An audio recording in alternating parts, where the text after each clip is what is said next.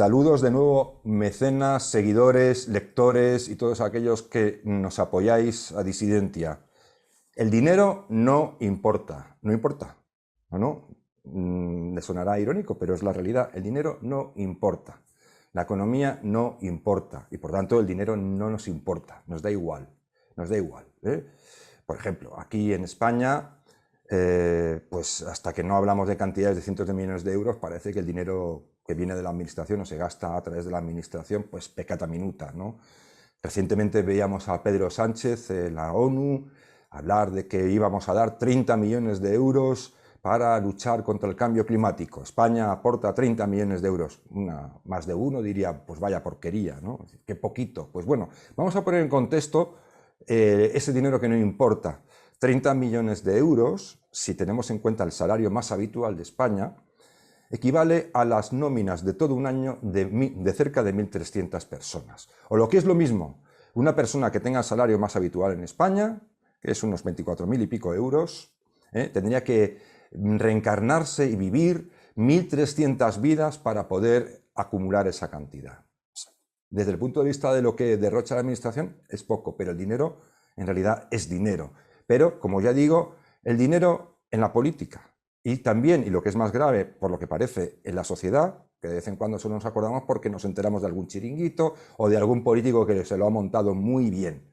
Bueno, pues el dinero no importa, no importa, somos ricos, el Estado es rico, pide dinero aquí y allá, se lo coge a los ciudadanos y si no lo pide al Banco Central Europeo y si no lo pide a donde haga falta, a los mercados. Y gastamos porque aquí atamos los perros con longaniza.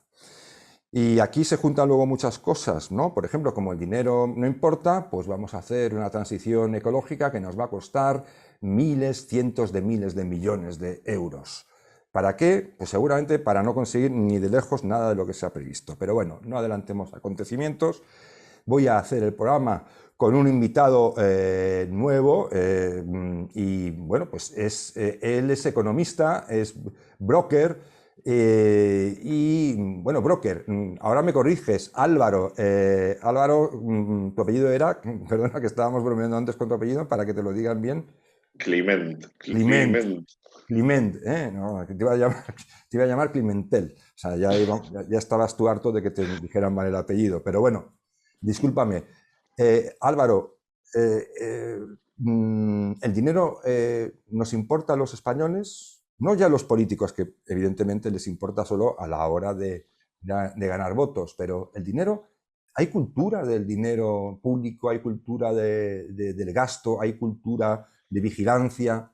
¿Hay interés de verdad por la cuestión del dinero, no?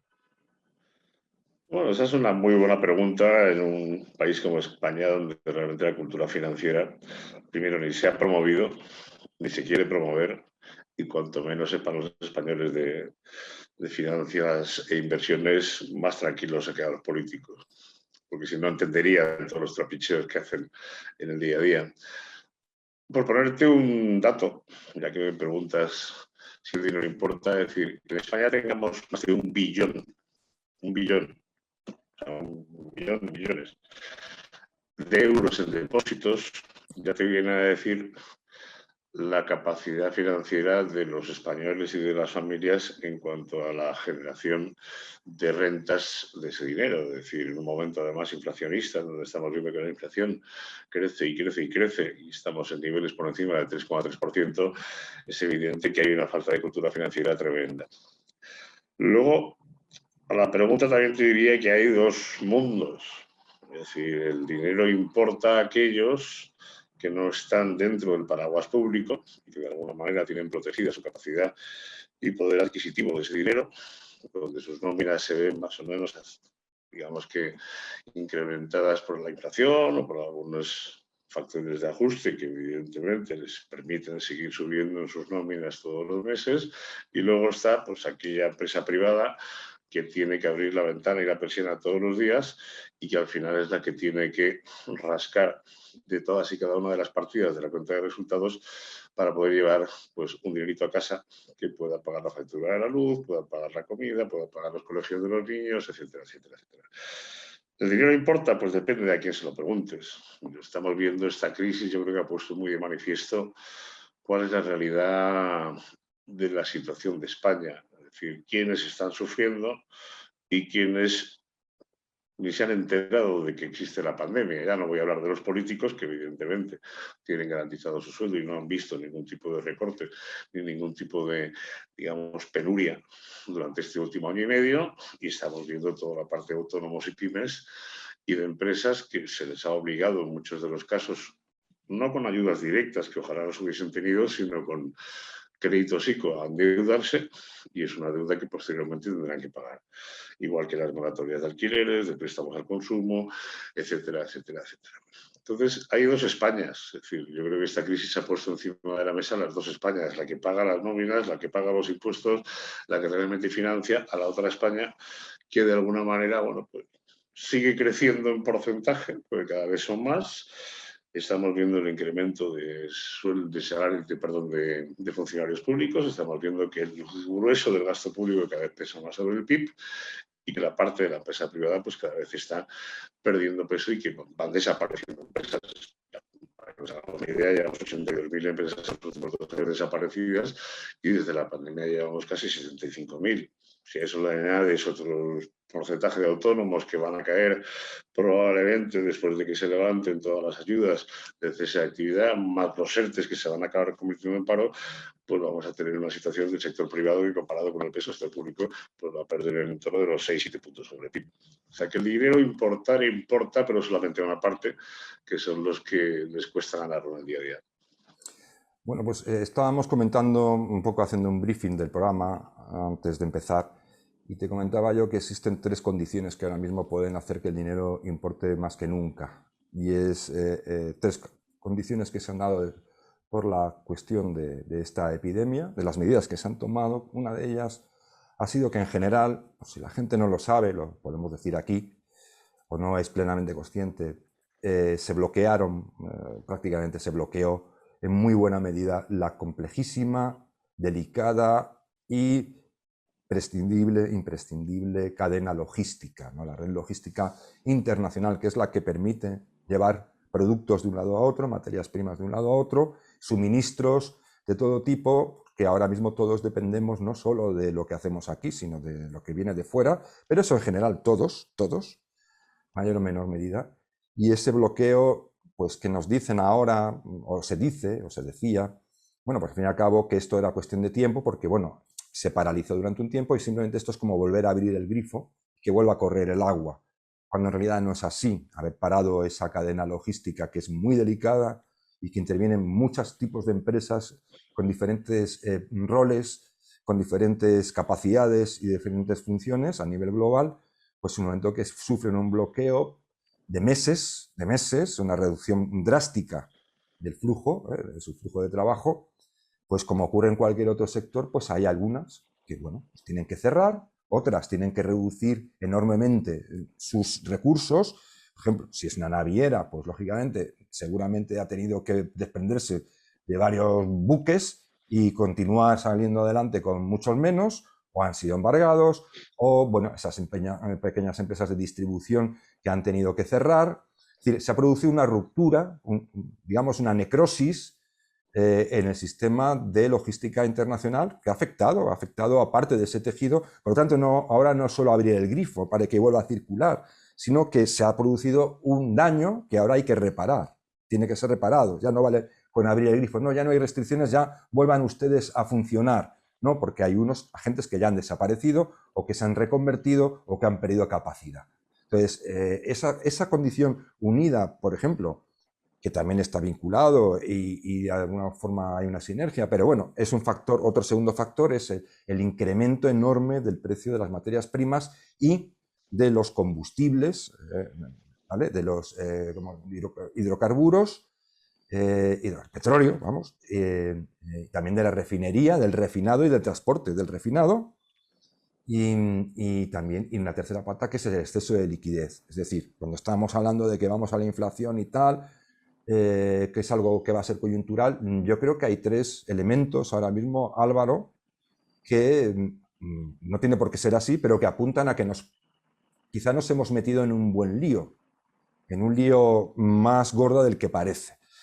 Y digo esto porque fuera de España existe bastante preocupación con este tema. como tú apuntabas antes en tu intervención, fuera parece que existen preocupaciones, ¿no? Y sin embargo aquí estamos a todo menos a eso. Es decir, aquí se habla de todo.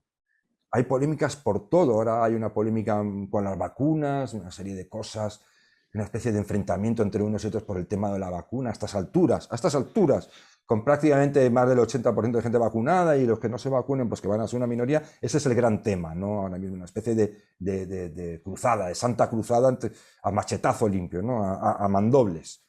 Y hablamos de todo, del delito de odio, hablamos de las cuestiones. El otro día Cuca Gamarra venía a destacar que la esencia del Partido Popular, los dos ejes fundamentales son el ecologismo y el feminismo. Aquí todo el mundo se posiciona en cuestiones de este tipo, de esta índole, y este problema que desde fuera otros gobiernos ya están viendo que son un problema verdadero, que hay que empezar a moverse para ver cómo lo afrontamos, aquí no existen. No existe. Es decir, porque el dinero, no importa, el dinero cae del cielo. Álvaro, ¿a ti te parece normal? A mí no me lo parece, pero vamos, igual que yo estoy en otra onda. Bueno, me parece normal viendo, digamos, el relato que se quiere vender. Es decir, al final, el ciudadano de la calle, el ciudadano de a pie, y no hay más que ver las audiencias de determinados programas, escucha lo que quiere escuchar y evidentemente entiende lo que quiere entender.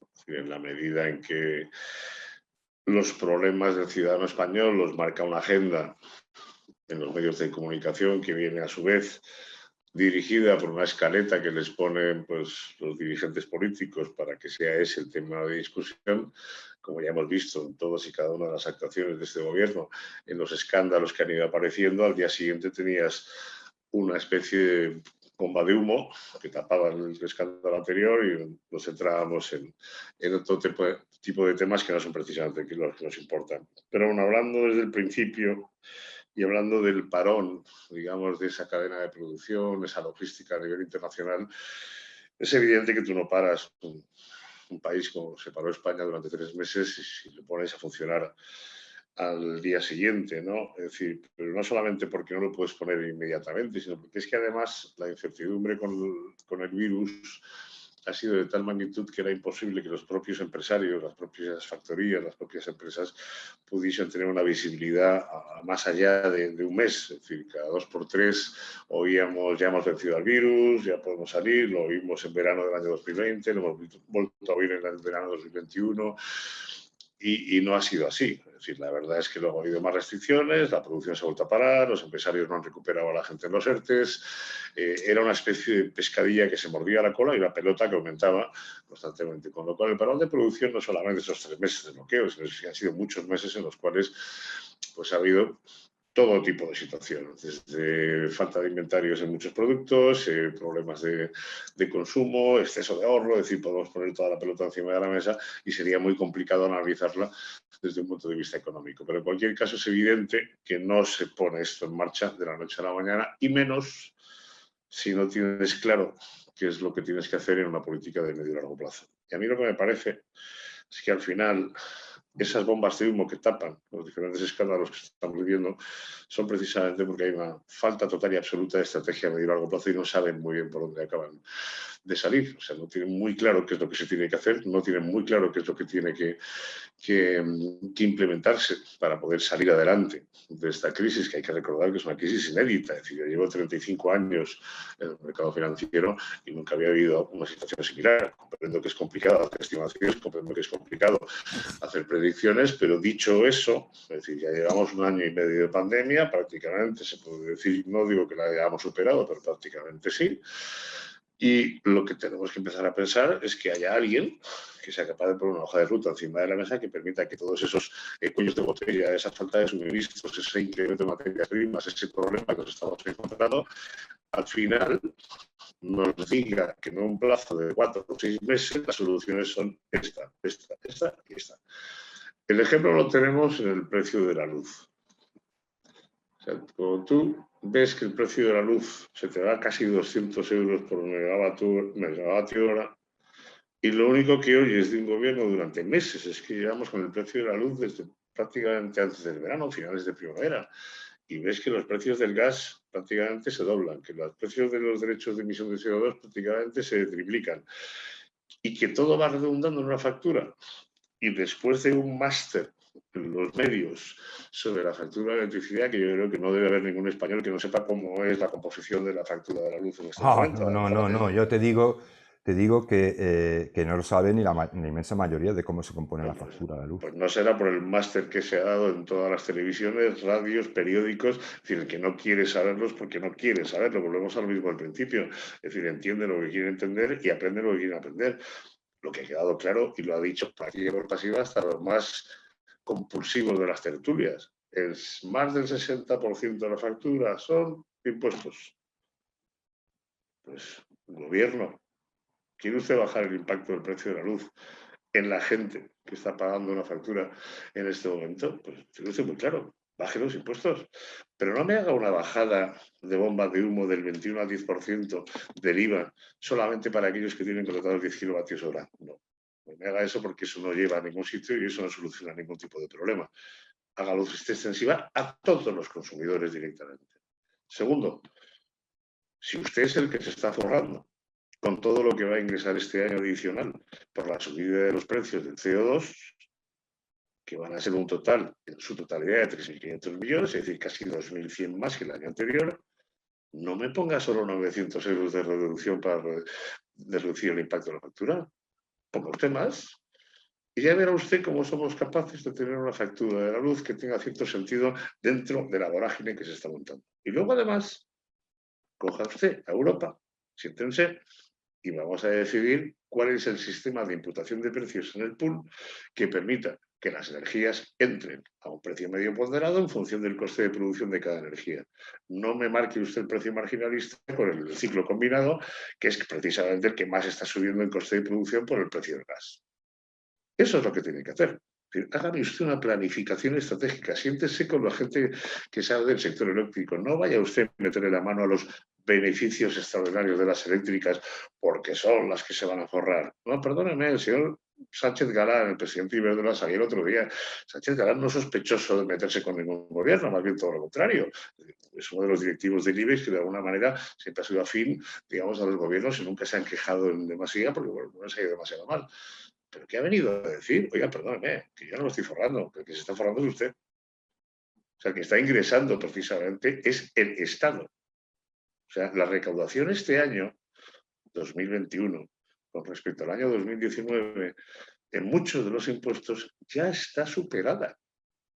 En un año en el que tenemos una crisis, como no habíamos tenido en 100 años, con una deuda sobre el PIB de más del 120%, con un déficit que vamos a cerrar cercano al 9%, y con un paro estructural del 21, no hablo del 14 porque el oficial no me vale.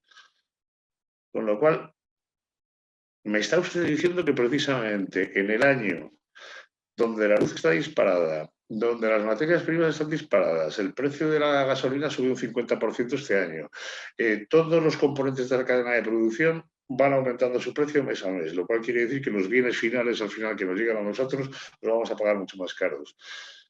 ¿Me está usted diciendo que la recaudación tributaria ya está por encima de lo que era en 2019? Porque hemos metido 9 impuestos más y vamos a meter alguno más. Me parece una indecencia. Y eso es lo que no se dice precisamente en ese discurso inicial que tú hacías de a la gente le importa, a la gente le preocupa. Pues, por desgracia, lo acaban pagando a final de mes, uno no encenderá calefacción este invierno, el otro consumirá menos el coche, el otro en vez de comer un determinado producto comerá otro, y se van adaptando como borregos. Pero es que la realidad ahora mismo de la recaudación, y ya lo presentó el gobierno en los presupuestos de 2022, venía a hacer una estimación precisamente de gasto en donde todos los impuestos subían. Y muchos de ellos ya están por encima de 2019, no hablo de 2020, 2019.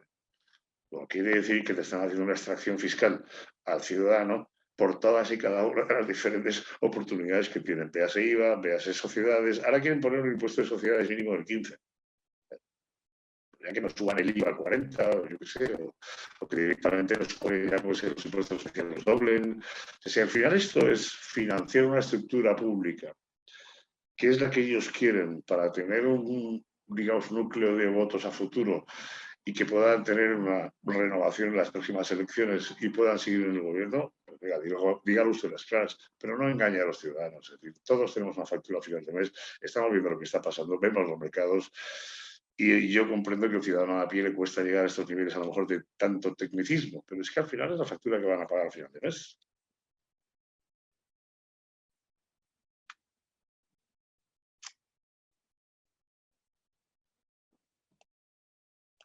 Estás con el micro ahora. No se te oye. ¿Ahora me oyes? Ahora sí, así. Vale. Es que quitaba, había un ruido de fondo y no quería que interfiriera lo que estabas diciendo. Entonces, la cuestión es que, por ejemplo, una de las cosas que no sabe la gente dice, el gas está a un precio mayor precio de toda su historia. No es cierto, el gas en sí, lo que es el gas, no está más caro que nunca. De hecho, ha estado mucho más caro en otras ocasiones. Lo que está más caro que nunca son los derechos de emisión, que repercuten en la factura del gas. Lo que ha hecho que se dispare el precio del gas son los derechos de emisión. Es decir, claro, yo entiendo que preocuparse por el dinero, hay muchos clichés. Por ejemplo, la cuestión de la economía, yo creo que hay una confusión que vivir solo de hablar de la economía no se puede, ¿no? La vida no solo es la economía. Entonces yo entiendo que a algunas personas pues, le parezca que eso es un discurso netamente liberal, la economía, ese materialismo. También nos importa la guerra cultural, nos importa la cuestión, ¿no? de la ideología, de los principios, de acuerdo, sí, yo estoy de acuerdo, pero en última instancia yo estoy convencido de que una sociedad que no es cicatera y especialmente vigilante con lo que hacen los gobiernos y las administraciones con los dineros que no son de nadie, los públicos, es una sociedad que está condenada a no tener una verdadera democracia. Porque todo empieza, todo lo malo, todos los peores impulsos, si queremos decirlo así, los peores incentivos empiezan cuando hay dinero por medio. El mal gobernante solo gobierna a base de dinero, ¿no? Lo dijo Zapatero aquella vez, ¿no? Gloriosamente, cuando empezó el crack de la gran recesión, dijo que, claro, que sin dinero no se podía gobernar. Porque gobernar consiste en regar todo con dinero, ¿no? Es decir, es el mal gobernante, el pésimo gobernante, ¿no? Es el que tiene esa visión.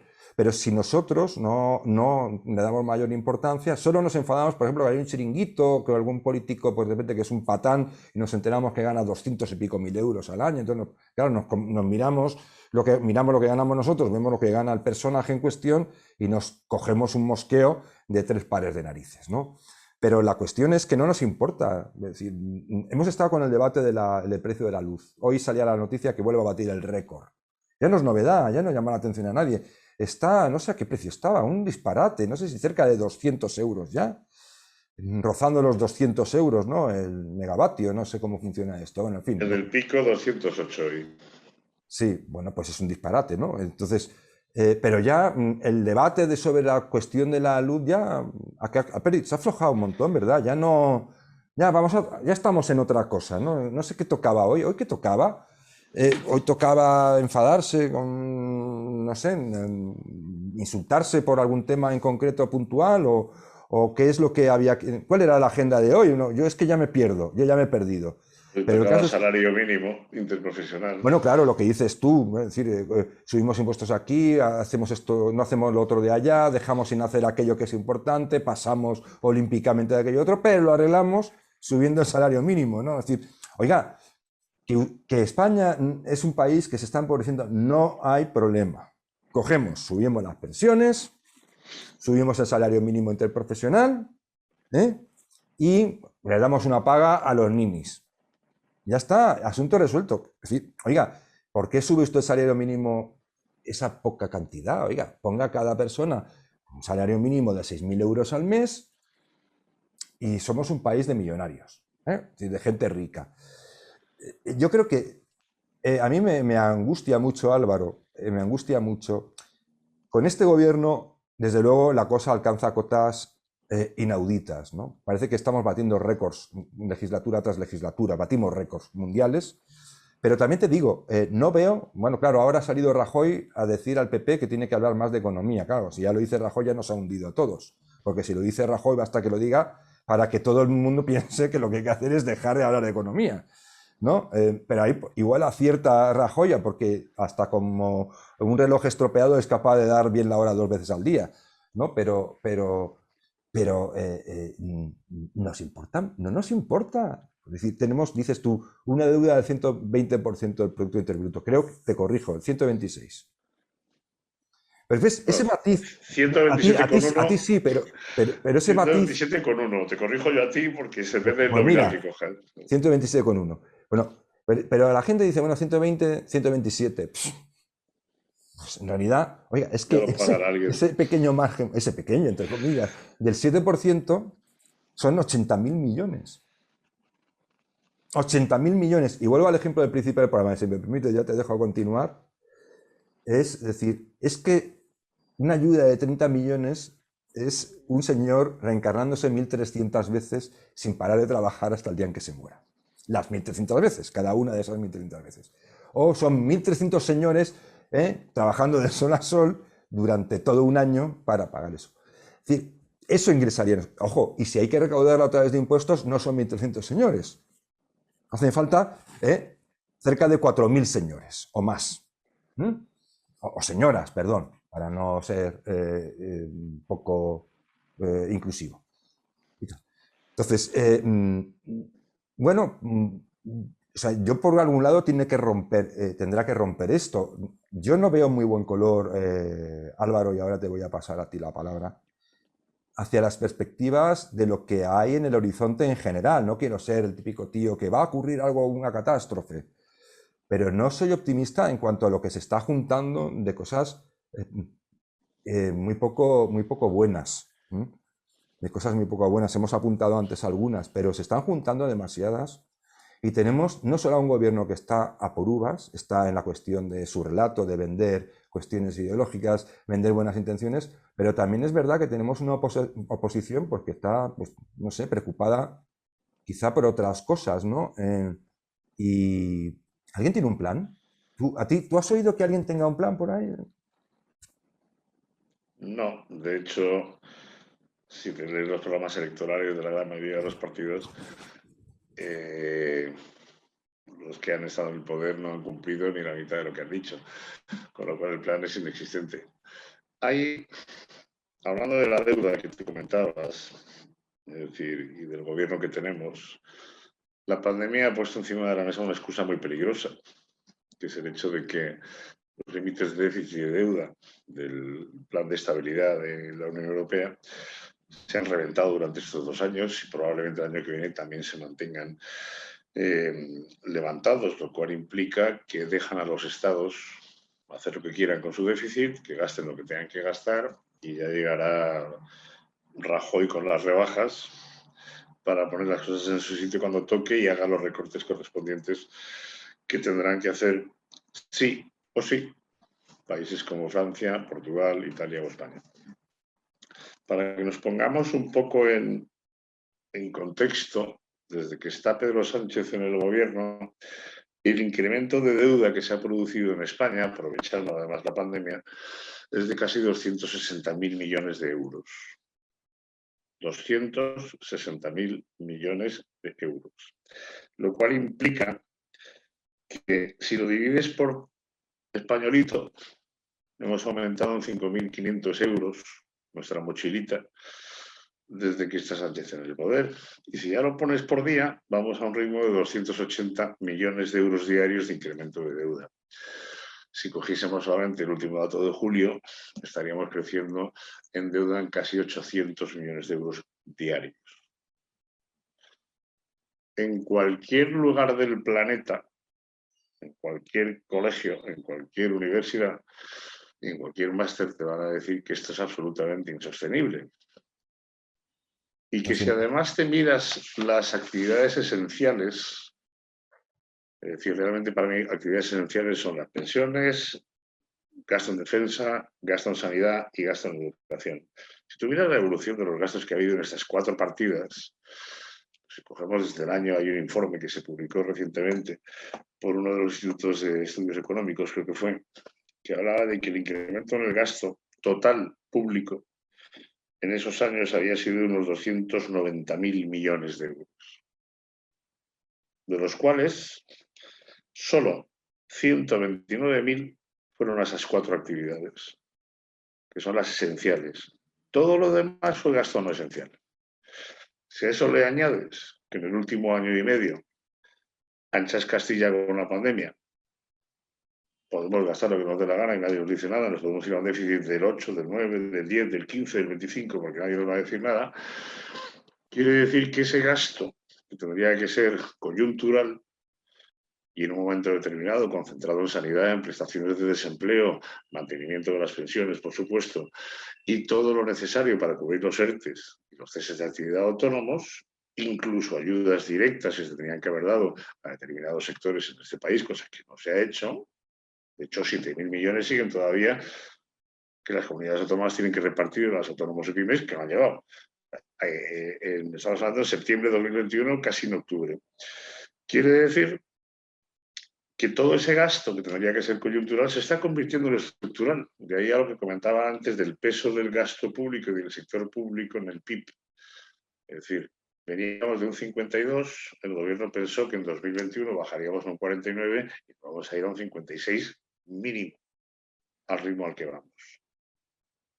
Luego al final, lo que decías tú, al españolito le importa, si es que al españolito no lo tiene nadie en cuenta. O sea, el gobierno está haciendo su hoja de ruta. El gobierno está poco a poco haciendo una sociedad subsidiada, está consiguiendo que un montón de gente dependa de subvenciones, que dependa de subsidios, etc. El otro día salía también un informe hablando de que en España la economía sumergida iba a implosionar por el tema de la subida del salario mínimo interprofesional y precisamente por las, digamos, dificultad de poder encontrar trabajo con el tema de la pandemia. Cuando salga alguna estadística, que en algún momento saldrá, tardará un año en salir, veremos que probablemente durante la pandemia la economía sumergida no ha subido, más bien ha bajado. ¿Por qué?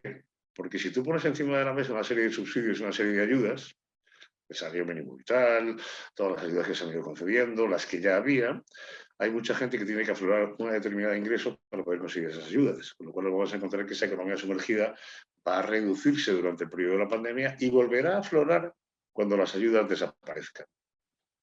Volverá a irse otra vez esa economía sumergida. Luego, cuidado con las estadísticas que muchas veces parece que bueno, son reales y luego no son tan reales. Pero lo que quiero decir al final es, si tú tienes un objetivo, en la Agenda 2030, y si miráis el programa España 2050, pues es para coger la nave espacial esa que te lleva a dar una vuelta y te quedas por ahí en Marte y no vuelves, porque realmente los objetivos son absolutamente increíbles. Una cuestión que nunca se trata, por ejemplo, y que nadie quiere tratar porque es tabú, que es la inmigración ilegal que a nadie se lo olvide. Esto es una subvención más, es un coste más, es un gasto público más que vamos a pagar todos los españoles que cotizamos. Al margen del tema humanitario, no humanitario, que no voy a entrar en ese tema ético, es evidente que nos estamos metiendo una serie de gastos que están incrementando el gasto público hacia niveles del 56-58% del PIB, que van a ser estructurales. ¿O es que van a echar mañana a todos los inmigrantes? De la noche a la mañana. ¿O es que en un momento determinado de repente van a bajar el sueldo a los funcionarios? ¿O van a recortar las pensiones? No, no va a pasar. O quiere decir que estamos metidos en una espiral en donde la evolución del déficit y la deuda, hasta que venga papá Europa, porque te recuerdo, Javier, que estamos en manos de Europa, es decir, vivimos financiados por Europa. O sea, España, toda la emisión de deuda nueva y bruta y las amortizaciones las está comprando Europa. El día que Europa no las compre, la prima de riesgo que tenemos hoy en 63 puntos no va a ser 63, y el tipo de interés medio de nuestra deuda, que está en el 1,66, no va a ser 1,66. Y eso es un gasto estructural adicional al que ya se ha metido en la balanza. Y eso no hay que olvidar que acabará sumando. Y ahí, como bien dices tú, reventaremos, efectivamente. Bueno, yo me gustaría no tener que hablar de reventar, porque son palabras que asustan, ¿no? Yo creo que no estamos ni siquiera preparados para un reventón de verdad. Es decir, no. Pero bueno, ya ahí para concluyendo, Álvaro, A mí vamos, en Disidencia intentamos tocar todos los temas que es posible desde un punto de vista para que las personas, nosotros, que no somos expertos, no somos políticos, no somos nadie del otro mundo, no tenemos poder, no tenemos control sobre lo que hace los que nos gobiernan, votamos cada 4 años y nos dejan, o nos apetece, o nos convencen, o no. Nosotros estamos, digamos, a expensas de una dinámica que dices tú que es del propio gobierno, de que, bueno, pues que está en lo que está, pero también te digo, la propia prensa está en lo que está. Bueno, en ese momento, hablar de la factura de la luz, pues hombre, era evidente que no se podía callar y había que hablar de ello, pero bueno, no hay ninguna continuidad. Hace no mucho, creo que unos poquitos meses, salió también como si fuera un apocalipsis el tema de las pensiones, ¿no? Estuvo unos días en la prensa y en el debate político el tema de las pensiones, porque claro, cada vez nos cuestan más, porque cada vez hay más personas que se están jubilando con unas pensiones altas y cada vez hay menos personas incorporándose que las sustituyan, ¿no? Porque hay un desfase generacional, ¿no? Demográfico, que todo el mundo sabía que iba a ocurrir, y no se hizo nada, ¿no? Pero estamos hablando de que ya las pensiones me parece que están ya por encima de los 10.000 millones, ¿no? Es decir, creo mensuales, ¿no? Es decir, han superado 10.233 el dato de septiembre de hoy, que no lo habrás visto probablemente en ninguna cadena de televisión. No, nadie. Es decir, te estoy diciendo que eso se habló y se enterró. Es decir, venía bien porque en ese momento, por lo que sea, pues es un debate político, entonces sirve para arrearse y tal, en fin. Pero nadie coge el toro por los cuernos. La política está precisamente para esto, debería estar para esto, es decir, no para inventar cosas maravillosas, no para hacer alarde de buenas intenciones y de almas puras, no para decir que voy a salvar a Afganistán, como decía, no voy a dejar a nadie atrás, decía Pedro Sánchez, como si él estuviera haciendo la guerra solo en Afganistán desde que empezó hasta que terminó, que es ridículo, es absolutamente delirante el señor este, ¿no? Es una cosa bochornosa. Es decir, la cuestión está, va mal, pues subimos el salario mínimo interprofesional, que las empresas pueden pagarlo, que el mercado, que se acaba de pegar otro golpe brutal en cuanto a las previsiones de crecimiento de este trimestre, que se han desinflado de forma, dicen, imprevisible. A mí me parece que todo esto es una broma, pero es decir, eso un poco me recuerda pues esos gobiernos de Cuba o de Corea del Norte, sobre todo de Cuba, ¿no? Donde bueno, pues había una estafeta de correos y cuando había un poco más de necesidad y no había trabajo para todo el mundo, pues en lugar de la estafeta haber un operario con un matasellos, ponían a 5. Es decir, pero en realidad había trabajo para uno. Y en realidad había dinero para pagarle a uno. ¿Qué hacían? Pues muy sencillo, con el sueldo de uno lo dividían entre 5, ¿no? Entonces, pero ya decían, no, con la revolución y con esto está todo el bienestar asegurado, nadie está sin trabajo. O en la Unión Soviética, aquello que decía, ¿no? Que el Estado hacía como que pagaba y la gente hacía como que trabajaba, ¿no? Es decir, estamos un poco, desgraciadamente, en esa dinámica, como dices tú, en una España, en una parte de España. La otra es la que está pagando todo este disparate y que no puede más. Y que no puede más, está exhausta. La otra, tampoco los medios acompañan. Es decir, los medios o están a las agendas de los partidos o los medios ejercen de medios de información. Es decir, o dejan de seguir los debates que el gobierno, oposición o el que fuere le van poniendo en la mesa, sobre todo el gobierno, ¿no? Que es el que más controla, pero los otros también a veces no se zafan de esa envolvente, caen una y otra vez en la trampa, o los medios de información están a lo que viene, a lo que es noticia. Lo que es noticia hoy, lo que es noticia hoy es por ejemplo, lo que está ocurriendo, por ejemplo, en Gran Bretaña. Que no, me dice, no, es el Brexit, no, perdona, Gran Bretaña va por delante ya. Nosotros estamos sufriendo lo de Gran Bretaña sin que se le dé mucho sonido. El otro día la gasolinera aquí estaba cerrada, no había sido abastecido, no había llegado camión. Yo no digo que eso ocurra en general, pero nunca había pasado. No sé si tendrá que ver, ¿no?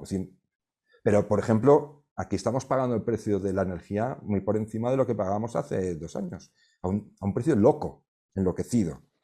Los carburantes están disparados. Es decir, bueno, pues la inflación está empezando a coger una velocidad que empieza a dar miedo. ¿Dónde están los medios ahí, Álvaro? ¿Dónde puñetas están los periodistas?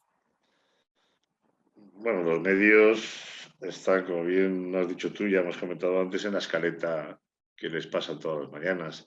Mira, en el tema de la revisión del INE, que ha sido escandalosa, sobre todo porque la ministra de Economía, 2 días antes, había salido bombo y platillo a decir que bueno, España esto era el paraíso terrenal, era la Florida de los años 70.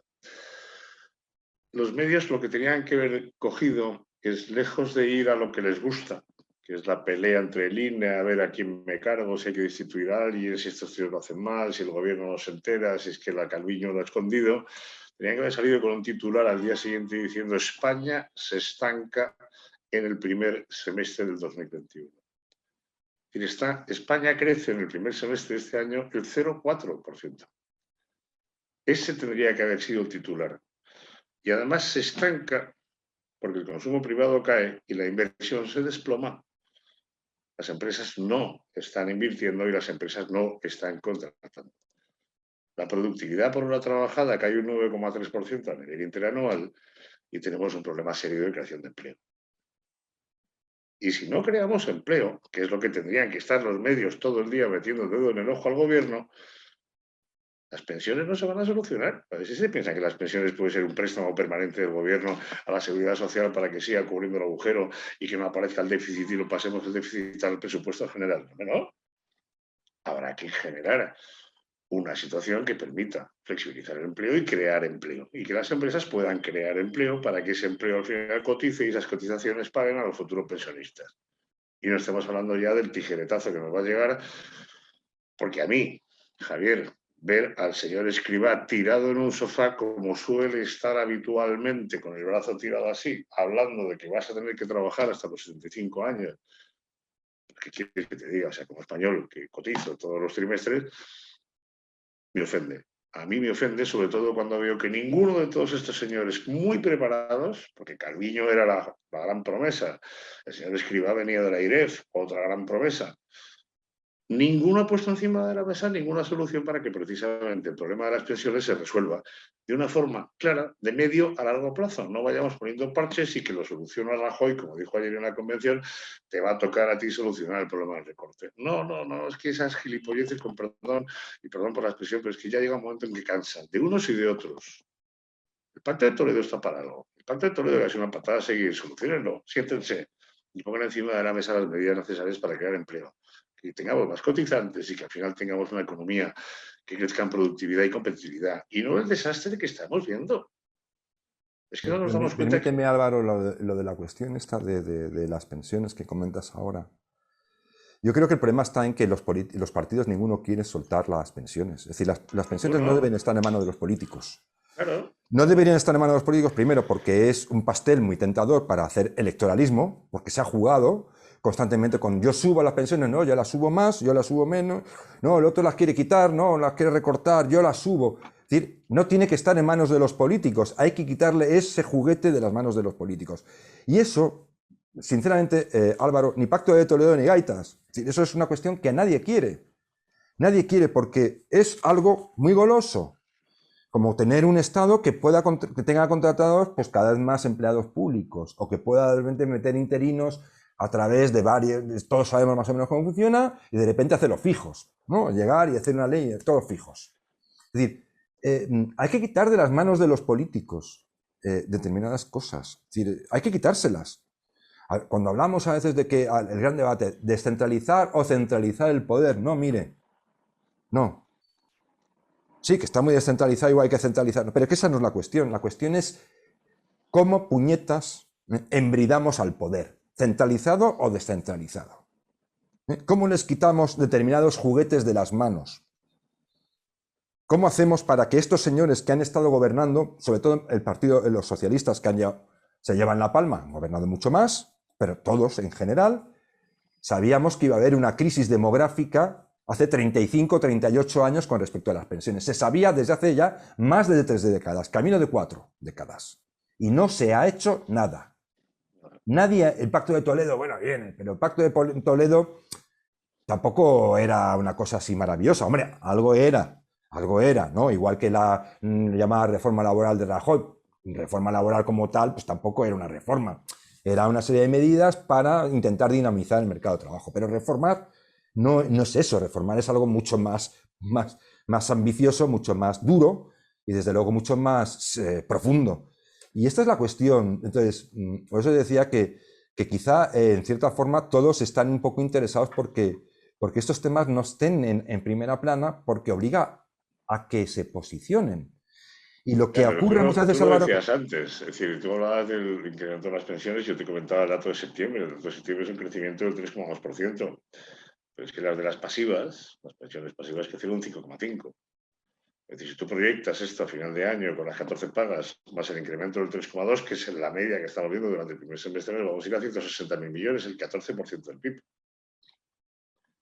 Y ojo, todavía no sabemos de la segunda reforma de las pensiones que queda pendiente, cuál va a ser el factor de equidad intergeneracional que va a sustituir a lo que teníamos anteriormente. No lo sabemos. Pero a ver, por favor, o sea, es que es un poco de seriedad, ¿eh? Pero es que Que el nos estamos factor... gastando el 14% del PIB. Álvaro, el propio nombre, ¿factor de qué? Ya ¿Cómo has dicho? está. Factor de solidaridad. Equidad intergeneracional. Ya es de por sí decir eso es una mierda. Ya está. Perdón, lo voy a decir así y me disculpen nuestros oyentes.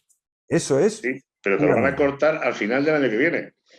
Esto del el factor de solidaridad, cuando empiezan a inventarse ese tipo de cosas, Claro. eso simplemente, ¿qué dice?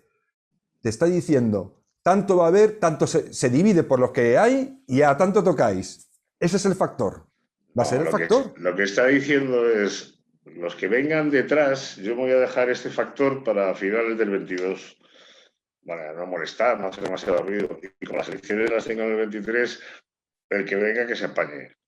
Pero mientras tanto te han gastado Pero el casi que venga, 400.000 millones. el que venga cuando no aplique, ¿qué dice ese factor? Pues mire, hay tantos millones de personas jubiladas, hay tanto dinero, pues a tanto por cabeza. Oye, es que esto es una porquería ya, pero ese es el coeficiente que hay que aplicar. ¿Entiendes? Sí, Es sí, decir, se acabó, se acabó. Pero eso sí, no exacto. soltamos las pensiones de nuestra mano. Las pensiones las tenemos que tener nosotros, Mira, para jugar con ellas y hacer lo más campaña. peligroso, Javier, es que Escrivá lo que dijo, lo piensa. Luego se ha rectificado, ha dicho que no dijo eso. Hombre, por Dios, ¿cómo voy a decir eso? Perdóneme, es que por usted, el del andamio estaría trabajando hasta los 65 y con una esperanza media de vida de 81, le iba a usted pagar 6 años de pensión. Y 6 Perdóname, años probablemente no han sido. no era Jordi Sevilla en redes que ponía que Sí, por él no había problema. Digo, hombre, claro, si yo que es viviera como autónomo. tú, ¿para qué me voy a jubilar? Exacto. Si tú de facto A es que... 546.000 euros en red eléctrica, una bolsita de ahorro ya habrá hecho, ¿no? Es decir, No, pero y además de todas formas que hay trabajos y trabajos, ¿me entiendes? Es decir, hombre, no sé, yo me voy a un consejo a dar mis sabios recomendaciones una vez cada no se sabe cuánto tiempo y me ingresas en la cuenta un pastizal. Yo no me jubilo nunca, pero ¿cómo me voy a jubilar? Estoy tonto para que me den 2.000 euros de pensión. Pero mira, vamos, si esto es ir para nada es tontería, ¿no? tú ¿Entiendes? hablabas antes al principio del programa de si el dinero le importa a alguien o no le importa a nadie. La presidenta actual de Red Eléctrica se embolsa 45.000 euros al mes. 45.000.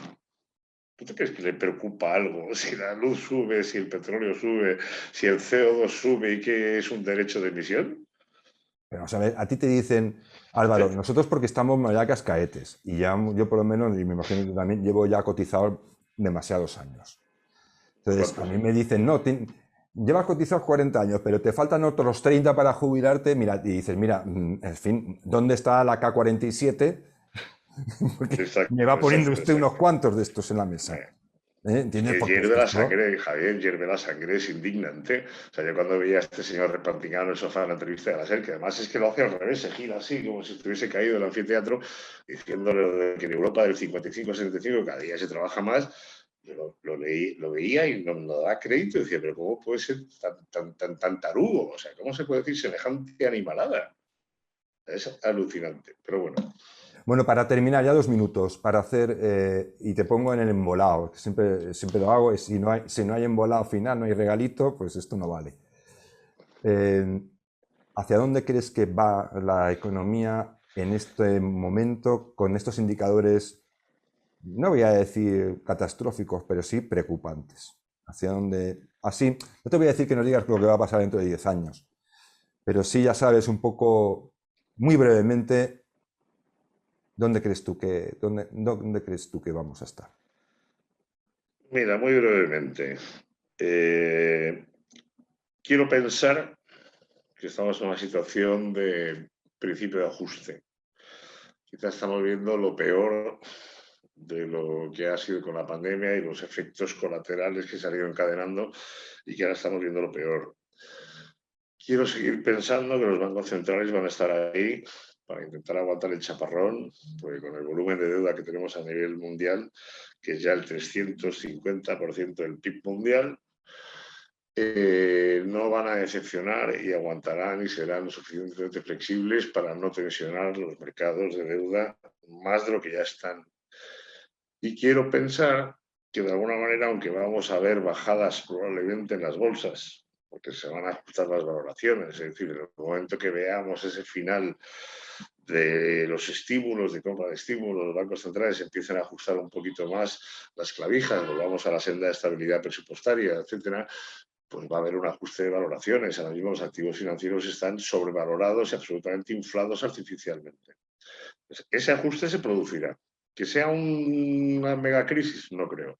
No creo que vaya a ocurrir, a no ser que, y ahí sí que ya te digo que los cisnes negros y los rinocerontes grises que últimamente tenemos por todos sitios, aparezca alguno que no tengamos en cuenta. Tenemos el tema de Evergrande en China encima de la mesa, tenemos el resto de la deuda promotora que hay en China, tenemos el problema de energía en China, tenemos lo que comentabas tú de Reino Unido, es decir, por tener tenemos una bandeja para elegir desde dulce a salado. A partir de ahí, yo creo que de momento los bancos centrales de los principales países, no solamente Europa y la Reserva Federal, sino el Banco Central Chino, el Banco de Japón y alguno más, yo creo que son conscientes de que cualquier vuelta de tuerca que en un momento determinado no la afinen bien puede provocar una situación muy grave a nivel internacional. Con lo cual entiendo que veremos ajustes, pero que no van a ser de excesiva gravedad, sinceramente. Pues muchas gracias, Álvaro. Pues vamos a quedarnos con que de las posibilidades al final sea la menos mala. De todas formas, para eso estamos en Disidencia, para eso he invitado a mi buen amigo Álvaro en este tema. Tomar conciencia de las cosas, es decir, no podemos pensar pues, que hablar de la economía es cosa liberalota, que preocuparse por el dinero es una pérdida de tiempo. Si lo que hacen quienes tienen la capacidad de gobernar y tomar el poder nos convencen de que lo que hagamos es inútil, de que nuestra opinión no importa, de que nuestra actitud o mentalidad no cuenta y que mejor que cada uno se meta en lo suyo y a ver cómo sale adelante, si consiguen convencernos de eso, pues lógicamente tampoco, por mucho que venga mañana un político maravilloso a salvarnos, si no tiene detrás esa actitud y si no tiene detrás ese ánimo de las personas corrientes, tampoco creo que al final vaya a poder hacer nada especial, nada maravilloso, porque al final pues, uno se vuelve, mira lo que hay y dice, ¿para qué? ¿Para qué me voy a meter en líos? Como decía Rajoy, ¿para qué nos vamos a meter en líos si luego, fíjate tú que no sirve de nada, ¿no? Somos muy inconstantes y en eso, en cierta forma, aunque, y perdón porque lo pienso completamente de forma contraria, ahí tenía quizás razón, pero porque se la estamos dando nosotros.